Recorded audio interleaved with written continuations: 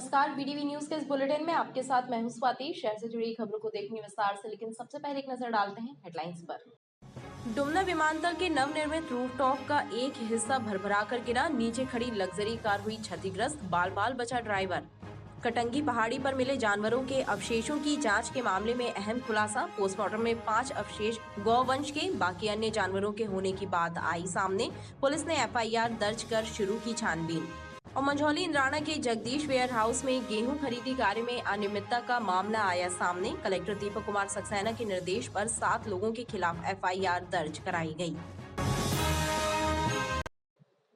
नगर निगम कर्मचारी संघ के सदस्यों ने एक पत्र निगमायुक्त प्रीति यादव को सौंपकर मांग की है कि विनियमित कर्मचारियों को विनियमितीकरण का लाभ दिलाया जाए, अन्यथा कर्मचारी हड़ताल पर जाएंगे। नगर निगम कर्मचारी संघ के सदस्यों ने एक पत्र निगमायुक्त प्रीति यादव को सौंपा है, जिसमें मांग की गई है कि विनियमित किए गए 29 कर्मचारियों को विनियमितीकरण का लाभ दिलाया जाए, साथ ही सामुदायिक संगठनों को सरकार की मंशा के अनुरूप वेतन दिलाया जाए। ज्ञापन में हमने स्पष्ट किया कि 29 कर्मचारियों को जो विनियमितीकरण का लाभ 1 साल पहले दिया गया था, जिसमें माननीय सदन और माननीय महापौर परिषद ने माननीय उच्च न्यायालय के आदेशों के परिपालन में ये नियुक्ति की थी, फिर आज दिनांक तक लाभों से क्यों वंचित रखा गया है, ये कारण बताएं। मैडम ने कहा हम 7 दिनों के अंदर इस पर कार्रवाई करते हुए उन्हें समस्त लाभ को प्रदान करें। यदि 7 दिन के अंदर हमें लाभ प्राप्त नहीं होते, निश्चित तौर पर संगठन उग्र आंदोलन के लिए बाध्य होगा और जिसकी संपूर्ण जवाबदारी नगर निगम प्रशासन की स्वयं की। नगर निगम कर्मचारी संघ ने चेतावनी दी है कि यदि मांगे जल्द पूरी नहीं की गई तो तीव्र आंदोलन किया जाएगा। रांची में ऑटो स्टैंड बनाकर यातायात व्यवस्था दुरुस्त की जाए, यह मांग क्षेत्र के युवाओं ने महापौर से करते हुए बताया कि ऑटो रिक्शा चालकों की मनमानी और अतिक्रमणों के कारण दुर्घटनाएं हो रही हैं, लेकिन जिम्मेदार विभाग और अधिकारी मूक दर्शक बने हुए हैं। युवा क्रांति संगठन के सदस्यों ने एक पत्र महापौर जगत बहादुर सिंह अन्नू को सौंपा है, जिसमें मांग की गई है कि उपनगरीय क्षेत्र रांची की ट्रैफिक व्यवस्था को दुरुस्त कराया जाए। क्षेत्र में ऑटो रिक्शा स्टैंड बनाए जाएं ताकि सड़कों पर ऑटो खड़े ना किए जाएं और लेफ्ट टर्न को अतिक्रमणों से मुक्त कराया जाए। उपनगरीय क्षेत्र रांझी की ट्रैफिक व्यवस्था को सुधारने के लिए और जिस प्रकार से रांझी क्षेत्र में दर्शन सिंह तिराहे पर सिग्नल्स लगने के बाद जाम लग रहा है, जिस प्रकार से अवैध ऑटो स्टैंड जैसा बना दिया है, जिससे सारे व्यापारियों को और नागरिकों को खासी समस्या का सामना करना पड़ता है। प्रतिदिन सुबह और शाम भारी जाम का सामना करना पड़ता है। उन सभी के निराकरण के लिए और रांझी में सुव्यवस्थित विकास की मांग को लेकर हम आज यहाँ पर आए हैं और महापौर जी को हमने ज्ञापन दिया और हमने मांग की है कि ट्रैफिक व्यवस्था पर विशेष ध्यान देकर ट्रैफिक व्यवस्था रांझी की सुधारी जाए। अभी थोड़े से ही पानी में जलप्लावन की स्थिति बन गई है, उसको सुव्यवस्थित करने के लिए हमारे द्वारा मांग की गई। युवा संगठन का कहना है कि अतिक्रमणों के कारण हादसे हो रहे हैं, लेकिन जिम्मेदार अधिकारी और विभाग मूक दर्शक बने हुए हैं और इसका खामियाजा जनता को भोगना पड़ रहा है। जबलपुर के नवनिर्मित डुमना एयरपोर्ट के रूफटॉप का एक हिस्सा गिरने से हड़कंप मच गया। रूफटॉप की चपेट में आई एक लग्जरी कार क्षतिग्रस्त हो गई, वहीं कार का ड्राइवर बाल बाल बचा। हालांकि घटना को लेकर कोई अधिकृत बयान अब तक सामने नहीं आया है। घटना का वीडियो सोशल मीडिया पर वायरल हो रहा है।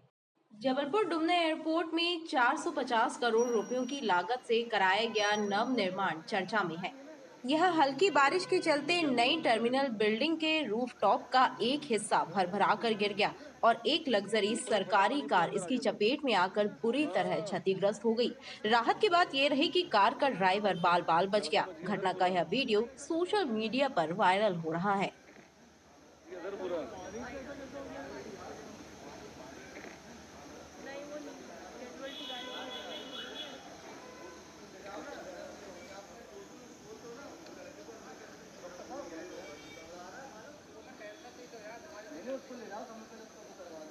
डॉक्टर साहब, 25 मिनट लगा बोलने। क्षतिग्रस्त कार किसी इनकम टैक्स अधिकारी की बताई जा रही है। सूचना पाकर मौके पर पहुंची अधिकारियों की टीम ने जांच के आदेश दिए हैं। हालांकि इस मामले में अधिकारियों की ओर से कोई अधिकृत बयान अभी तक सामने नहीं आया है। घटना का वीडियो सोशल मीडिया पर खूब वायरल हो रहा है। निर्माण कार्य की गुणवत्ता भी चर्चा का विषय बनी हुई है। बैडमिंटन खिलाड़ियों के लिए खुशियों भरी खबर है कि प्रदेश स्तरीय बैडमिंटन टूर्नामेंट का आयोजन रानीताल स्टेडियम में किया जा रहा है, जिसमें 11 वर्ष से 41 वर्ष तक के 350 खिलाड़ी अलग अलग आयु वर्ग में हिस्सा ले रहे हैं। रानीताल इंडोर स्टेडियम में इन दिनों प्रदेश स्तरीय बैडमिंटन प्रतियोगिता का आयोजन किया जा रहा है, जिसमें 350 से ज्यादा खिलाड़ी उत्साहित भाव से हिस्सा ले रहे हैं। 11 वर्ष से 41 वर्ष आयु तक के खिलाड़ी अलग अलग वर्ग में शामिल हो रहे हैं।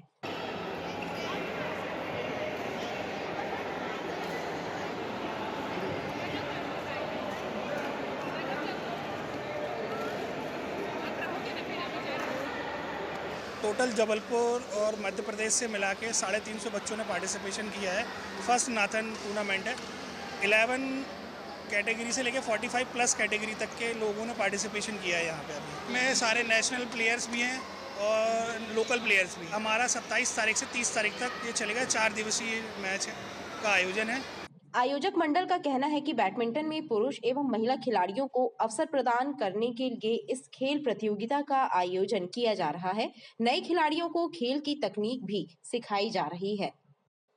नशीले पदार्थों के दुरुपयोग, उसके दुष्परिणाम और अवैध तस्करी के खिलाफ 20 जून से चलाए जा रहे अंतर्राष्ट्रीय नशा मुक्ति दिवस के समापन के मौके पर जीआरपी ने रेल रक्षा समिति के सदस्यों को जागरूक किया। जीआरपी के अधिकारियों ने लोगों को नशे के दुष्परिणामों की जानकारी दी और उन्हें नशे से दूर रहने की समझाइश दी। नशे के विरुद्ध लोगों को जागरूक करने के लिए मनाए जा रहे अंतर्राष्ट्रीय नशा मुक्ति सप्ताह के समापन के मौके पर जबलपुर परिसर में जीआरपी के अधिकारियों ने रेल रक्षा समिति के सदस्यों की बैठक ली। इस बैठक में आम जनों के साथ ही स्टेशन पर काम करने वाले कुली, वेंडर, स्टेशन के आसपास ऑटो चलाने वाले ऑटो चालक शामिल हुए। इन सभी लोगों को नशे के दुष्परिणामों की जानकारी दी गई, साथ ही इनसे नशे से दूर रहने की अपील भी की गई। अंतर्राष्ट्रीय नशा मुक्ति जो कार्यक्रम चल रहा था उसका आज समापन था। लगभग 50 से 60 लोग जो थे उपस्थित थे, जिनको जन जागरूकता अभियान चलाकर उनको बताया गया कि स्टेशन पे बढ़ रहे अपराध और उनकी रोकथाम के लिए किस तरीके से नशा मुक्ति और होने वाले जो दुष्परिणाम हैं उनसे कैसे उस पर अंकुश लगाया जाए। रेलवे सुरक्षा समिति सदस्यों को नशे के संबंध में महत्वपूर्ण जानकारियाँ दी और समझाइश दी गई कि किस तरीके से इस पर रोकथाम की जाए। बैठक में थाना प्रभारी बलराम यादव के साथ ही रेल थाने का स्टाफ भी मौजूद था। गेहूं खरीदी में गड़बड़ी के मामले में जिला प्रशासन ने वेयर हाउस मालिक सहित 7 लोगों के विरुद्ध एफआईआर दर्ज कराई है। जांच में 40 लाख रुपए कीमत के गेहूं में हेरफेर होने की बात सामने आई है। कलेक्टर दीपक कुमार सक्सेना के निर्देश पर यह कार्रवाई की गई है। जबलपुर के इंद्राना मंझौली में स्थित जगदीश वेयर हाउस में गेहूं उपार्जन में गड़बड़ी और अनियमितता का मामला सामने आया है। कलेक्टर के निर्देश पर सिहोरा एसडीएम ने मामले की जांच की थी। जांच के दौरान वेयर हाउस में करीब 40 लाख रुपए कीमत के गेहूं में हेरफेर की बात सामने आई, जिसके बाद कलेक्टर के निर्देश पर संस्था के अध्यक्ष सहित 7 लोगों के विरुद्ध एफआईआर दर्ज कराई गई है। वो जांच में फर्जी खरीदी चढ़ी होना पाई गई थी। मतलब जितनी खरीदी चढ़ी हुई थी उसकी तुलना में करीब 1600 कुंटल के आसपास का जो गेहूँ है वहाँ पे कम था, तो इस कारण करीब 40 लाख का माल वहाँ कम पाया गया। नहीं, बेसिकली होता ये है जो मतलब एक इनका काम करने का जो तरीका जांच प्रतिवेदन में लोगों ने दिया है वो दिया कि फर्जी खरीदी चढ़ा लेते हैं और बाद में इधर उधर से माल लाने की कोशिश करते हैं या उसमें मिलावट करने की कोशिश करते हैं। कनिष्ठ आपूर्ति अधिकारी सिद्धार्थ राय ने थाना मझौली में उपस्थित होकर ये प्रतिवेदन दिया कि जगदीश वेयर हाउस में जो गेहूं की खरीदी होनी थी उसमें वहां के सर्वेयर सुपरवाइजर के द्वारा अमानक गेहूं की खरीदी की गई और कुल 1683 क्विंटल गेहूं कम भी पाए गए, जो लगभग 40 लाख रुपए शासन की क्षति की गई। इस आधार पर अनीता लोधी और 6 अन्य के विरुद्ध थाना मझौली में धारा 420 आईपीसी का अपराध पंजीबद्ध कर विवेचना की जा रही है और जल्द ही इसमें विवेचना कर आरोपियों को गिरफ्तार कर माननीय न्यायालय में चालान प्रस्तुत किया जाएगा। कलेक्टर दीपक कुमार सक्सेना ने चेतावनी दी है कि अगर उपार्जन कार्य में किसी भी तरह की अनियमितता सामने आएगी तो कड़ी कार्रवाई होगी। कटंगी की पहाड़ी पर 50 से ज्यादा जानवरों के अवशेष मिलने के मामले की जांच के लिए गठित पुलिस और प्रशासनिक अफसरों की जांच टीम ने अहम खुलासा किया है। अवशेषों की पोस्टमार्टम रिपोर्ट में यह बात सामने आई है कि पाए गए अवशेषों में सिर्फ 5 अवशेष ही गौवंश के हैं और शेष अन्य जानवरों के हैं। इस मामले में पुलिस ने एफआईआर दर्ज कर मामले की जांच शुरू कर दी है। कटंगी की पहाड़ी पर जानवरों के अवशेष मिलने के मामले के लिए गठित समिति की जांच रिपोर्ट में अहम खुलासा हुआ है। पशु चिकित्सक, एसडीएम, एसडीओपी, सीएमएचओ और अन्य अधिकारियों की जांच कमेटी द्वारा की गई जांच और अवशेषों की पोस्टमार्टम रिपोर्ट से इस बात का खुलासा हुआ है कि पाए गए अवशेषों में से सिर्फ 5 अवशेष ही गौवंश के हैं और अन्य शेष जानवरों के हैं। यह अवशेष भी 1.5-2 माह से लेकर 2.25 वर्ष तक पुराने हैं। जांच टीम को इन पशुओं के मारे जाने या फिर घटना स्थल पर इन्हें अवैध ढंग से काटे जाने संबंधी कोई साक्ष्य नहीं मिले हैं। कलेक्टर दीपक कुमार सक्सेना और एडिशनल एसपी सूर्यकांत शर्मा का कहना है कि इस प्रकरण में पुलिस द्वारा अनुसंधान किया जा रहा है और विस्तृत छानबीन के बाद साक्ष्य के आधार पर पुलिस कार्रवाई करेगी। मैं आपको जांच में मुझे जो प्राइमा फेसी तथ्य मिले थे एसडीएम से रिपोर्ट के आधार पर, वो हमने आप तक पहुँचा दिए हैं। मेरा वही ऑफिशियल वक्तव्य है। डिटेल इसमें पुलिस इन्वेस्टिगेशन कर रहे हैं। पुलिस ने एक एफआईआर भी कायम की है। आवेदक रघुराज यादव ने एक शिकायत की कि पहाड़ी पर कुछ गौवंशी जैसे अवशेष जानवरों के दिख रहे हैं। इस सूचना पर तत्काल अवशेषों को एकत्रित कर इसका वेटनरी डॉक्टर से पोस्टमार्टम कराया गया था। पोस्टमार्टम रिपोर्ट में कोई स्पष्ट उन अवशेषों के बारे में डॉक्टर ने राय नहीं दी है। फिर भी आवेदक के कथन और साक्ष्यों के आधार पर मध्य प्रदेश गौवंश प्रतिषेध अधिनियम और पशु क्रूरता अधिनियम के तहत थाना कटंगी में अज्ञात आरोपी के विरुद्ध एफआईआर दर्ज कर ली गई है और जल्द ही इसमें अज्ञात आरोपी का पता लगाकर उसको गिरफ्तार किया जाएगा। पुलिस द्वारा इस मामले में बजरंग दल कटंगी के अध्यक्ष की शिकायत पर प्रकरण दर्ज कर मामले की विस्तृत छानबीन की जा रही है।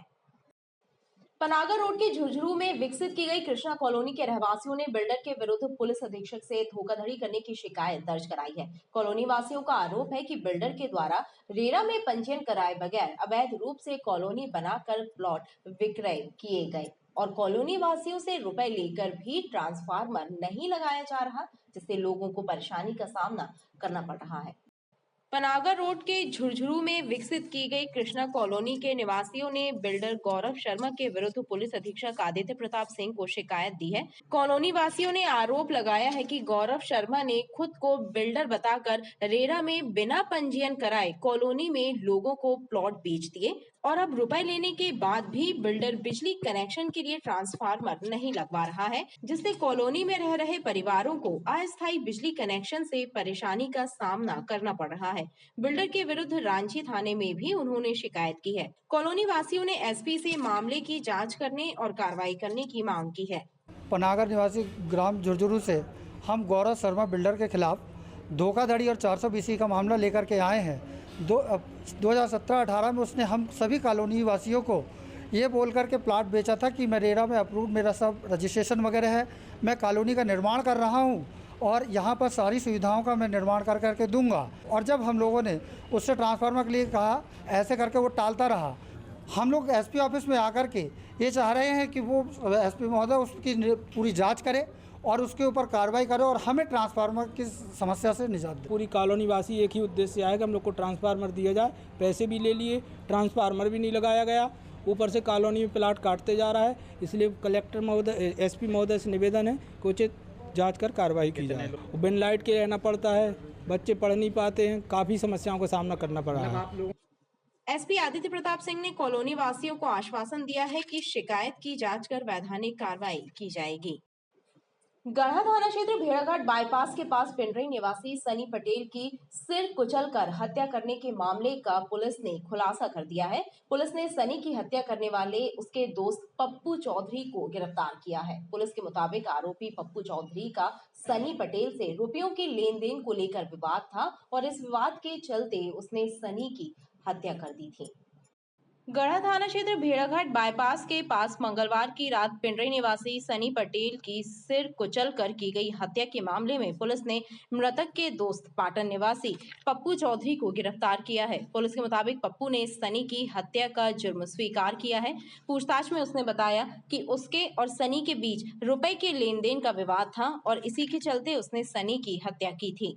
मृतक भोला सेन के टपरे की दुकान के जस्ट बाजू में चीप है, वहाँ पर मृत अवस्था में पड़ा हुआ था और उसके ऊपर उसकी मोटरसाइकिल थी। जानकारी में ये तथ्य संज्ञान में आया कि इसका किसी पप्पू कोरी नाम के व्यक्ति से वाद विवाद हुआ था पप्पू कोरी ने 1500 रुपये वहाँ जो स्टेशन के सामने एक किराने की दुकान है वहाँ रख दिए थे, जो इसने उठा लिए थे। इसी बात को लेकर वाद विवाद हुआ था।